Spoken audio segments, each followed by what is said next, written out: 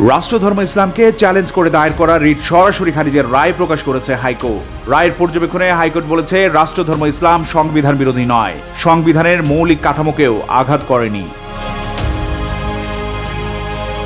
রায় ঘোষণার ৮ বছর এবং রিট আবেদনের ৩ যুগ পর হাইকোর্টের রায়ের পূর্ণাঙ্গ অনুলিপি প্রকাশ করা হয়েছে।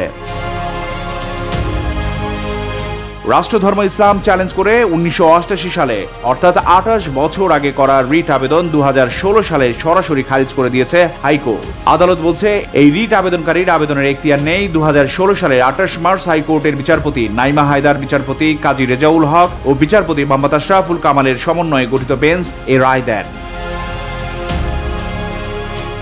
রায়ে বলা হয়েছে, তর্কিত সংশোধনী সংবিধানে সন্নিবেশিত রাষ্ট্রধর্ম ধর্মনিরপেক্ষতার ধারণাকেও প্রভাবিত করে না। অতএব তারা মনে করেন, তর্কিত সংশোধনীর মাধ্যমে অনুচ্ছেদ ২-এর সন্নিবেশ করে ইসলামকে রাষ্ট্রধর্ম হিসেবে স্বীকৃতি প্রদান সংবিধান বিরোধী নয়। বিষয়টিকে সহজ করবার প্রয়াস হিসেবে উপস্থিত যুক্তিতর্ক তারা তাদের রায়ে আলোচনা করেছেন।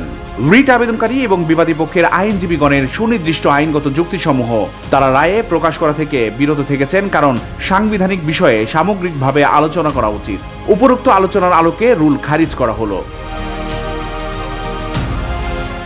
রায়ে তিনি বিশ্বের বিভিন্ন দেশে বিভিন্ন ধর্মকে যে রাষ্ট্র ধর্মের মর্যাদা দেওয়া হয়েছে সে বিষয়টিও তুলে ধরেছেন। বিচারপতি কাজী রেজাউল হক রায়ের এ পর্যবেক্ষণে একমত প্রকাশ করেছেন। ভোরের পাতা, নিউজ ডেস্ক।